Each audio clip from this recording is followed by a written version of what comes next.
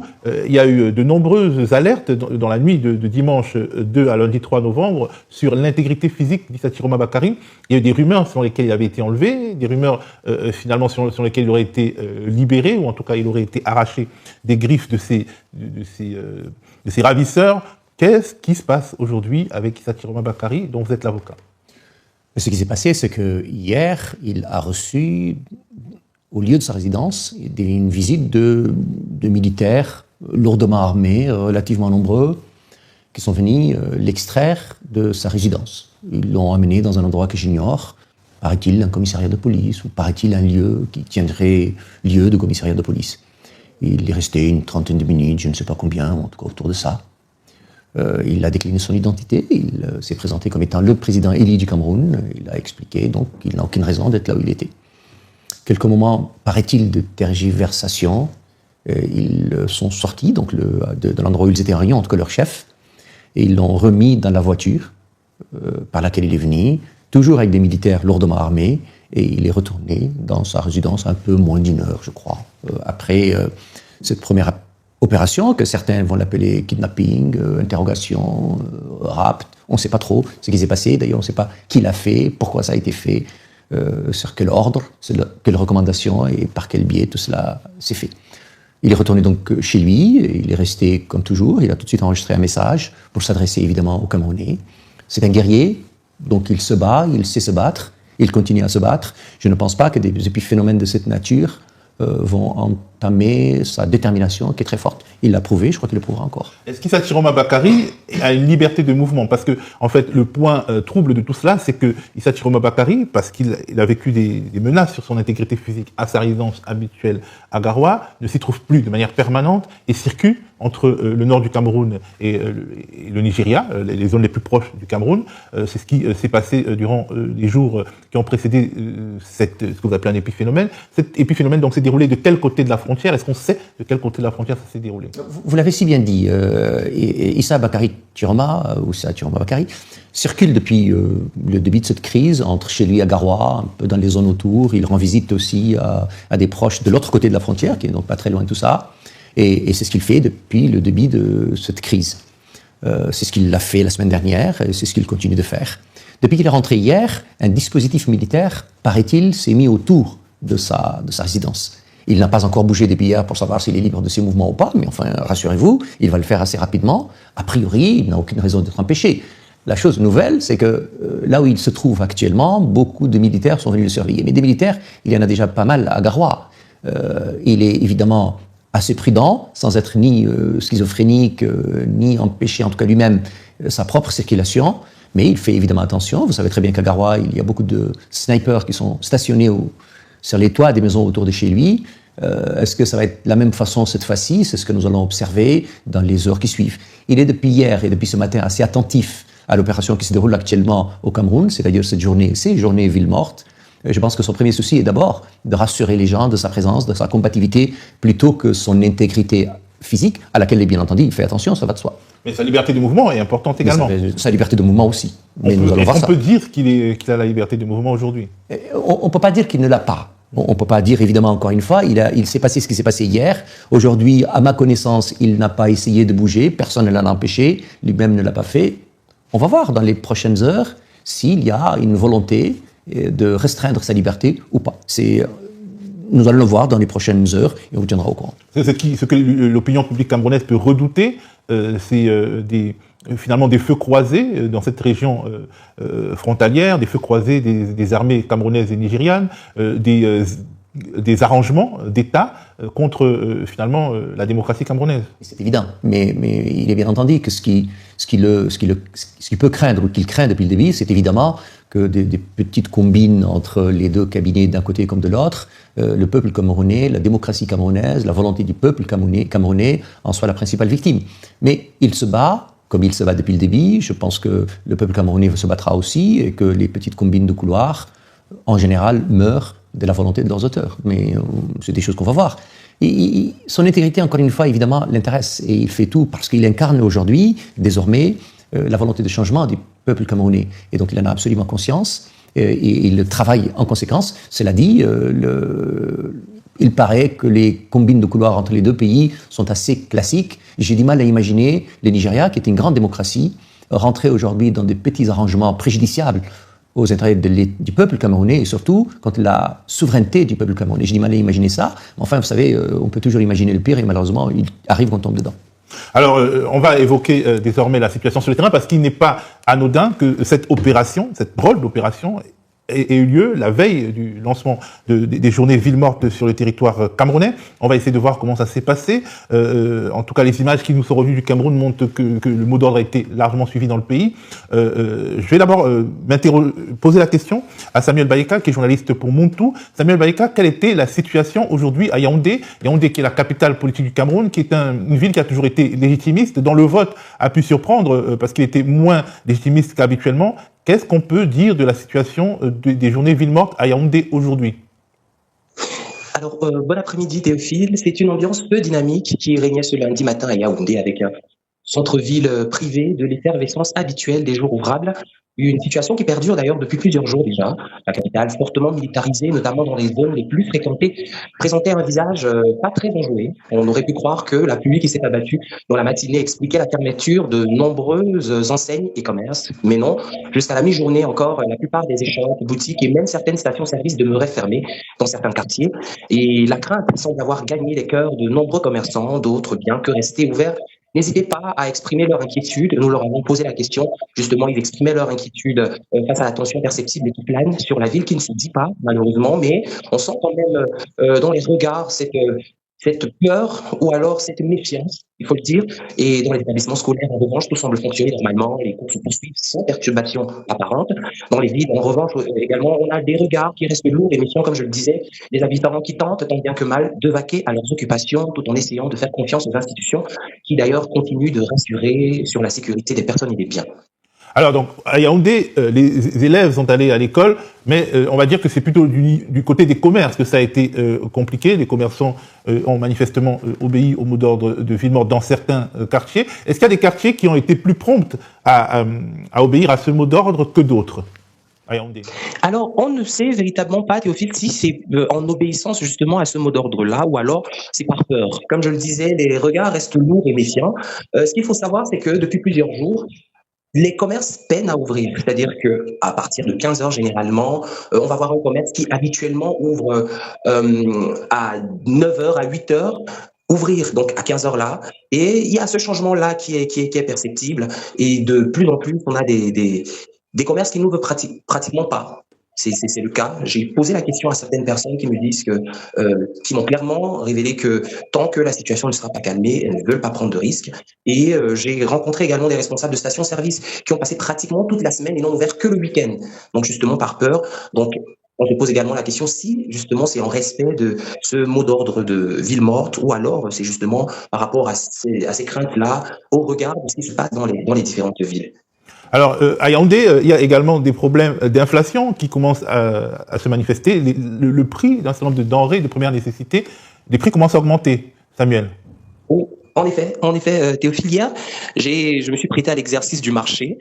Donc, autant au niveau de certaines denrées, on a, j'ai pas envie de dire, cette baisse de prix, on est servi assez régulièrement ou alors normalement. Par exemple, on peut avoir un cajou de tomate à 3000 francs CFA. Et on a de la consistance. Autant on a certaines denrées, notamment celles qui proviennent de certaines régions, comme le Nord, qui véritablement, on assiste à une inflation. Je prends le cas de l'oignon. L'oignon, on est carrément passé d'un oignon à 50 ou 100 francs CFA à un oignon à 250 ou 300 francs. C'est clairement cette inflation-là qu'il faut remarquer. Beaucoup de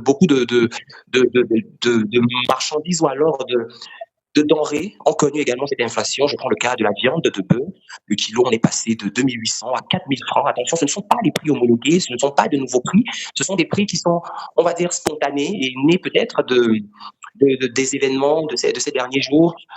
C'est volontaire des différents commerçants. Et à ce sujet, justement, le ministre du Commerce a rendu un communiqué, justement, qui révélait que ces prix, ce communiqué qui avertissait les commerçants sur l'absurdité de pratiques frauduleuses, entre guillemets, justement, cette inflation-là, qui ne permet pas, justement, aux citoyens de se fournir en viande, d'autant plus que la viande vient... C'est rendu dans les supermarchés où on a remarqué que finalement des produits on n'avait plus véritablement des produits en stock parce que justement dans l'imaginaire ou alors dans la conception des citoyens, il pourrait peut-être avoir un mouvement et il y a plusieurs jours de cela, beaucoup ont tenu à se ravitailler par précaution ou alors en prévoyance. En tout cas, la viande de bœuf, justement, dont on parle, vient, on le dit pour nos téléspectateurs qui ne connaissent pas bien le Cameroun, la viande de bœuf vient surtout du nord du pays, ainsi que les oignons et d'autres produits alimentaires. Alors, merci beaucoup, Samuel. On va donner la parole à Rodrigue Sofo, qui est à Douala, qui est un peu l'épicentre de la contestation de manière traditionnelle au Cameroun. Alors, Rodrigue, quel est le bilan de cette première journée ville morte à Douala? Mon observation, les villes étaient désertes, clairsemées. Les administrations publiques et les grosses entreprises devant lesquelles je suis passé semblaient ouvertes, mais très peu fréquentées, avec des parkings vides, une circulation totalement fluide, composée de quelques véhicules, et de beaucoup de véhicules de patrouille de l'armée et de la police. Et est-ce que les commerces ont ouvert? Est-ce que les écoles ont ouvert? Je suis à Douala. Les responsables des établissements publics ont envoyé hier des messages à des parents pour leur incliner l'ordre d'amener les enfants à l'école. Il y avait quelques écoles qui étaient ouvertes, mais à mon retour, le retour de ma tournée, j'ai découvert que ces écoles s'étaient vidées. Elles s'étaient vidées parce que les parents sont venus récupérer leurs enfants, parce qu'il n'y a pas de la confiance? J'ai bien l'impression que les parents sont revenus récupérer leurs enfants. Donc voilà, Douala. D'un seul élève, à Douala, dans les écoles devant lesquelles je me suis attendu. Merci beaucoup, Rodrigue. Alors, on retient que à Douala, dans la ville de Douala, en fait, le mot d'ordre de ville morte a été plus suivi qu'à Yaoundé et qu'en dépit des injonctions des chefs d'établissement, il n'y a pas vraiment eu école et les commerces étaient fermés, comme on l'a vu sur les images qu'on a pu glaner, des images de la capitale économique du Cameroun, la capitale économique du parcours. Maître Gemal Taleb, c'est également le port, le principal port du pays. Est-ce que on peut dire que ces journées ville morte risquent bien de taper l'économie du pays là où ça fait mal? Ça n'est pas moi qui l'ai dit, c'est un rapport que j'ai lu ce matin de la part du patronat camerounais. C'est-à-dire que le secteur public vit déjà une déliquescence réelle depuis le début du processus de cette élection présidentielle. Secteur privé. Évidemment. Et j'ai dit privé, pardon, évidemment, secteur privé. Et donc la situation s'est naturellement aggravée depuis que la crise post-électorale a atteint donc le niveau que nous connaissons. L'économie est exsangue, les secteurs privés crient évidemment au secours parce qu'il n'y a plus d'acheteurs, il n'y a plus de vendeurs, il n'y a plus de circulation. Et comme le port de Douala, qui est tout de même un port central au-delà du Cameroun, dans toute la région, vit lui aussi une situation plutôt exsangue, cela ne peut que détériorer une situation qui est déjà assez compliquée. Une note du FMI depuis quelques jours note également, ou du moins pointe également, la situation des finances publiques. Les caisses de l'État sont vides, la balance des paiements est absolument médiocre, et donc tout cela concourt à une situation économique dramatique dont malheureusement nous ne voyons pas le début d'une solution. Donc tout cela ne peut qu'inquiéter un secteur privé, qui est déjà en difficulté réelle, ne peut qu'inquiéter des pouvoirs publics qui sont de plus en plus absents et un président de la République, bien entendu, empêché d'exercer sa fonction. Les crises post-électorales dans tous les pays d'Afrique posent des difficultés réelles, mais souvent elles épargnent la situation économique. Celle-là touche de plein fouet la situation économique parce qu'elle paralyse le fonctionnement des activités portières, des activités aéroportières et bien entendu l'activité normale de la vie quotidienne. J'ai entendu ce que disent les personnes que vous avez interrogées à la fois des Yaoundé et de Douala. On me dit moi-même depuis ce matin que la situation effectivement est assez suivie et que c'est beaucoup plus important que ce que les pouvoirs eux-mêmes imaginaient et attendaient. Dans l'état-major du président Chiroma, on me dit aussi la même chose, que c'est très suivi dans le nord, dans l'est, évidemment Yaoundé et Douala dont vous avez parlé.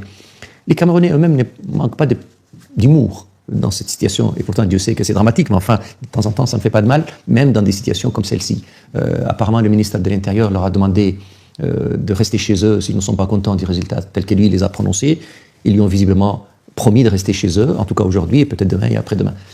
Alors, ils n'ont sans doute aucun plaisir de rester chez eux. Ils ont juste envie que l'expression de leur suffrage soit respectée, que le Cameroun se comporte, en tout cas, le Cameroun se comporte déjà comme un État mûr, mais que les autorités politiques du Cameroun se comportent comme des gens respectueux de leur pays, respectueux de la volonté et des suffrages exprimés par leurs concitoyens.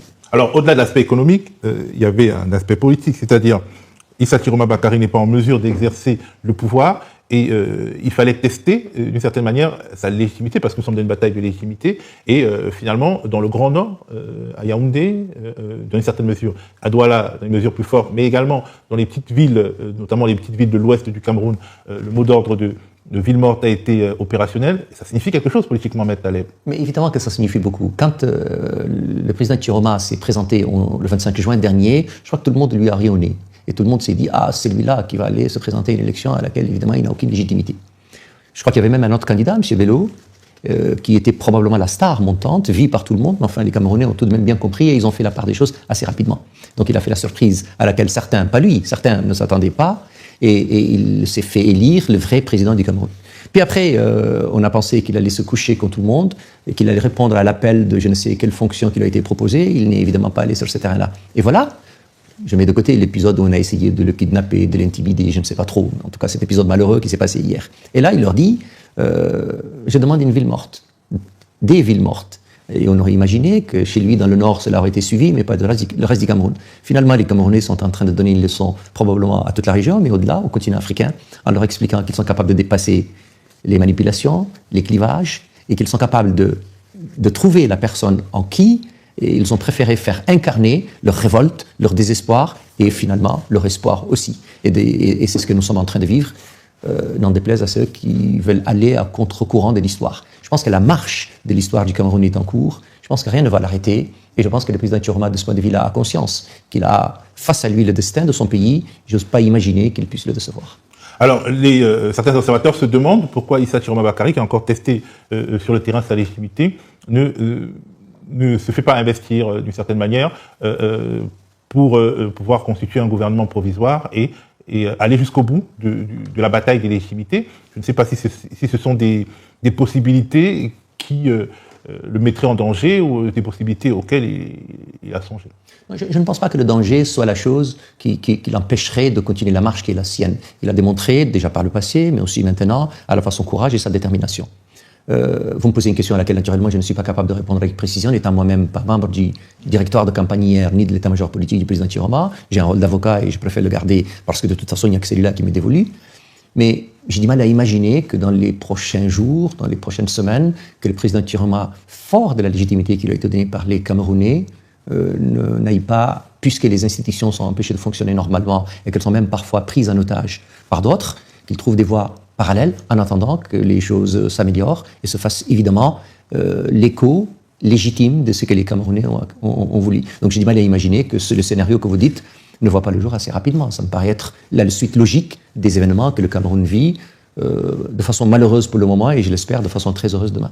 Alors, la question des violations des droits de l'homme se pose au Cameroun. Aujourd'hui encore, dans certaines villes, dans certaines petites villes notamment, des préfets et même des membres des forces de l'ordre ont voulu obliger les commerçants à ouvrir par la contrainte, mais on a vu aussi des images de membres des forces de l'ordre qui tiraient à bout portant sur des manifestants et même des personnes qui ne manifestaient pas, qui ont été ciblées dans le dos. Ceci constitue des crimes caractéristiques, en tout cas des crimes internationaux pour certains observateurs. Est-ce que le collectif d'avocats d'Issa Chiroma Bakary est prêt à prendre contact avec des tribunaux comme la Cour pénale internationale ou alors des tribunaux qui ont une compétence universelle comme certains tribunaux de Belgique? Alors quand vous dites violation des droits de l'homme, ça sonne parfois assez poétique. Non, nous sommes dans une situation beaucoup plus grave que la simple violation des droits de l'homme. Nous sommes sur des tueries organisées, nous sommes sur des crimes de masse, nous sommes sur des crimes inqualifiables qui ne peuvent naturellement pas rester impunis. Le vrai travail, au départ, n'est même pas fait par nous, les avocats. Il est fait d'abord par la société civile, qui a commencé par recenser les victimes, trouver le moyen de repérer ceux qui tirent, en prenant des photos, en prenant des images, et surtout en sillonnant les rues tout le temps, au péril parfois de leur vie. Ils ont fait un travail remarquable. Donc aujourd'hui, on sait qui tue au Cameroun? On ne sait pas qui tue, mais on sait certains qui ont tué. On connaît en tout cas certains qui ont tué. Donc, des listes nous ont été données. Nous avons créé, déjà, par le passé, une veille de suivi. Et là, nous avons carrément créé une cellule juridique qui commence à recenser les noms, les militaires, mais aussi les responsables politiques qui ont donné des ordres. Des attaches ont déjà été prises avec les familles des victimes. Et donc, ce travail, qui sera donc très documenté, assez rapidement, fera l'objet, bien entendu, de poursuites pénales, de dossiers déposés par mes confrères, c'est même pas par moi-même, mais en tout cas beaucoup de mes confrères qui ne sont pas souvent sur les plateaux comme moi, pour que le moment venu, c'est-à-dire un moment qui va arriver très rapidement, les tribunaux compétents soient saisis pour que l'impunité ne soit plus la règle dans ce pays. Je vous propose un scénario. En tout cas, je vous donne le scénario. Lorsque nous écoutons tous Maître Djemal Taleb, l'avocat de Issa Chiroma Bakary, on a des raisons de croire que Issa Chiroma Bakary, lui également, prêtera serment. On ne sait pas si c'est le 6 novembre, comme M. Biya, ou alors ce sera après, ou bien peut-être avant. De toutes les façons, lorsqu'on nous écoutons Maître Djemal Taleb, l'avocat de Chiroma, il dit que c'est un procédé totalement logique et que c'est normalement là-bas que ça devrait aboutir pour avoir une certaine légitimité dans le parcours qu'il est en train de lancer. Et si M. Chiroma, en fait ça c'est le scénario que je suis en train de voir, si M. Chiroma prête serment, on pourrait dire, sans risque de se tromper, qu'il a le soutien de la communauté internationale. Ça c'est mon analyse. Vous pouvez l'accepter ou pas. Parce que lorsque j'écoute les avocats d'Issa Chiroma Bakary et ses soutiens, parce qu'il faut le noter également, hier, lorsque je discutais avec Maître, pardon, pas hier, dernièrement, lorsque j'ai tenu un interview avec Maître Alice Com, elle disait, dans cette interview, également, elle a vu les mêmes propos que Maître Djemal Taleb, que normalement, qu'il prêtera serment. Donc, si vous n'avez pas suivi l'interview que Maître Alice Com avait accordé, je vous propose d'aller regarder les vidéos précédentes. Ça fait exactement 3 ou 4 jours. Vous allez suivre exactement ce qu'elle dit, n'est-ce pas, dans cette interview. Et lorsque je vois Maître Alice Com, qui est soutien de M. Issa Chiroma Bakary, qui avait assisté à la campagne d'Issa Chiroma Bakary lorsque Issa Chiroma Bakary était à Douala, déclaré, et très proche de Chiroma également, déclaré que lui, il prêtera serment et que c'est une suite logique. Et lorsque je regarde alors, nous écoutons Maître Djemal Taleb, lui également, lui qui est avocat même de façon officielle de M. Issa Chiroma Bakary, parler en son nom, du moins juridiquement. Ah, chers amis, et nous avons des raisons de croire que si c'est le cas, nous serons très mal partis et nous serons entrés dans une phase de non-retour. C'est-à-dire de non-retour, pourquoi? Parce que ce qui suivra devra être très très inquiétant. Il faudrait qu'on puisse se dire la vérité. Hein. Parce qu'ici, il faudrait qu'on se parle franchement. Parce que j'ai suivi certaines personnes ici me disent que je suis en train de créer la psychose. C'est-à-dire, je suis en train de faire peur, de tenir un discours de peur. Non. Je pense que si vous avez la perception, si vous vous dites, si vous avez le sentiment que je donne un discours de peur ou bien je crée la psychose, c'est justement parce que je dis ce qu'il faut dire, ce que vous craignez, ce que votre subconscient sait déjà, mais que vous refusez que ce soit ça. Vous comprenez? C'est-à-dire, vous savez que voilà le scénario probable, mais vous refusez que quelqu'un également vous dise que le scénario que vous pensez là, c'est le scénario probable. Vous, comme vous pensez le scénario là, moi également, je pense le scénario. La différence, c'est que moi, je pense ce scénario et je partage ce scénario avec vous. Je ne suis pas de l'équipe de M. Chiroma. Je ne suis même pas proche de son équipe. Et je ne sais même pas si je serai proche de son équipe. Mais une chose est certaine, c'est que lorsqu'on essaie de lire et d'analyser de façon froide les situations qui se présentent, l'actualité, on essaie de se projeter et de regarder, non seulement, on a déjà vu les causes, on essaie de regarder les conséquences. Et où est-ce que M. Chiroma peut aller, où est-ce qu'il est prêt à aller et comment est-ce qu'il fait pour arriver là où il veut. Quels sont les outils qu'il utilise. C'est tout cet ensemble de choses-là qui fait en sorte que chaque soir, nous nous retrouvons ici, nous essayons de discuter par rapport à cette actualité-là. C'est l'actualité. C'est l'actualité. C'est ça qui domine le pays aujourd'hui. Est-ce que vous entendez encore parler de Sankaleson et tout? Même les pages de Japap, de Congossa, aujourd'hui parlent maintenant de l'actualité politique. C'est-à-dire que l'actualité politique est venue dominer, ils ont compris que c'est l'enjeu majeur. Et donc, lorsque je tiens peut-être une analyse froide ou bien peut-être bizarre ou compliquée ou bien ce que vous voulez, c'est que je dis ce qui est le plus probable selon moi. Et lorsque j'écoute Maître Djemal Taleb, l'avocat de Issa Chiroma Bakary, celui-là il y a cette femme sénégalaise, la Dio Diagne. Ce sont deux personnes qui utilisent les plateaux à l'international pour pouvoir parler au nom de M. Issa Chiroma Bakary. Et lorsqu'on écoute, on a des raisons de croire que logiquement, c'est ça qui va suivre. Parce qu'à plusieurs reprises, essayez un peu de lire autour, essayez un peu de lire le discours de Chiroma, essayez un peu de voir l'évolution de son discours. Vous-même, vous allez voir qu'il est en train d'aller quelque part. Et s'il est en train d'aller quelque part, étant donné que lui, il n'est même pas prévisible, c'est-à-dire il n'est pas prévisible, et aujourd'hui, tu crois qu'il va agir comme ça, demain il vient faire le njolo, il agit plutôt comme ça. On sent que quelqu'un est prudent dans sa démarche, c'est-à-dire qu'il agit en fonction du système dont il maîtrise. Donc lorsqu'on essaie de regarder ces discours, on lit le discours, c'est dans ces vidéos, ces publications, le rythme, le ton et les exemples cités, alors on est en train de se retrouver vers une prestation de serment. Sauf que présentement, il n'a pas encore, l'information n'a pas fuité, mais dans une suite logique, c'est ce qui devrait être. Et si ça devient comme ça, quelle sera donc la suite?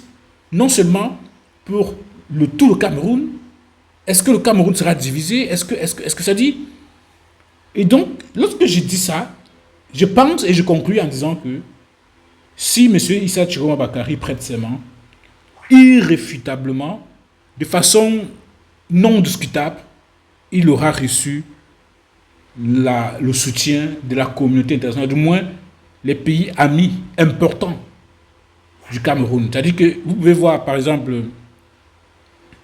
la France, les États-Unis, la Grande-Bretagne, le Royaume-Uni, l'Italie, l'Allemagne, les pays qui actuellement n'ont pas encore félicité le président Paul Biya, c'est-à-dire, et ils peuvent me le faire, mais vous connaissez comment les États fonctionnent, ils peuvent le faire de façon hypocrite, mais derrière, ils travaillent derrière le dos. Mais pour l'instant, on sait qu'il y a des États qui ne savent pas être hypocrites dans leur soutien face aux chefs d'État, surtout en Afrique.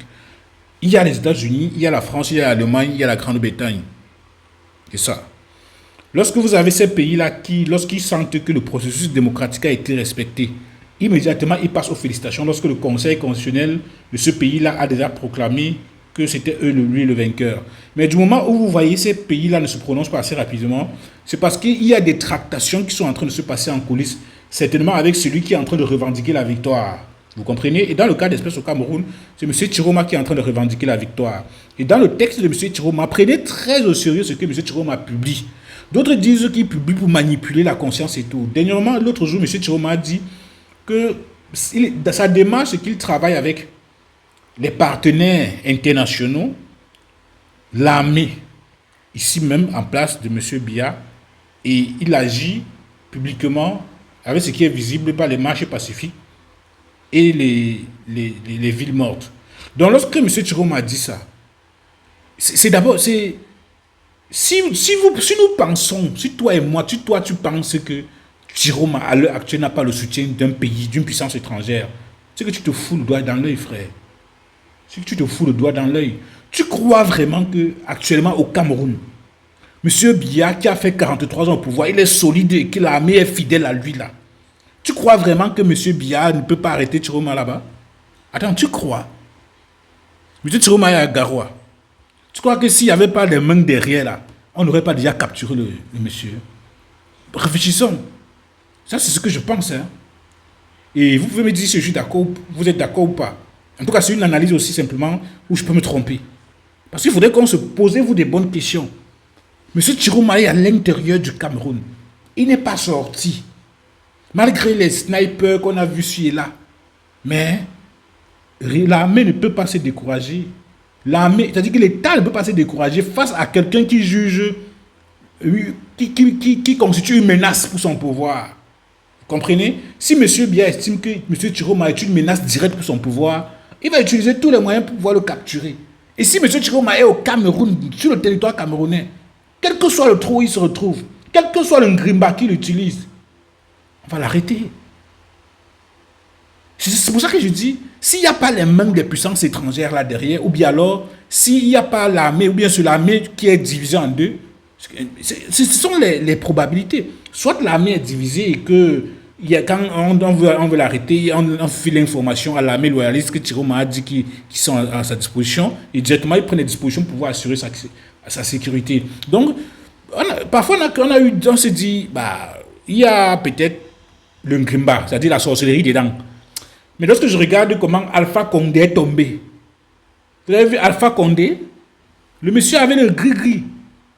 On l'a capturé, c'est-à-dire que lorsque les gars ont fait le coup d'état pour le capturer, quelque part chez lui là, les grilles, les têtes de bœuf, les têtes de mort, les squelettes et tout. Pour dire que quel que soit le niveau de sorcellerie avec lequel vous dirigez, ou bien vous vous protégez, lorsque c'est ton jour, c'est ton jour. Est-ce que vous comprenez ce que je veux dire? Du moment où Dieu est avec toi, ou bien lorsqu'il te lâche et qu'il constate que tu as fait du mal, il va te lâcher. Donc, chez dames et messieurs, ça c'est mon analyse par rapport à cette réaction de M. Djemal Taleb.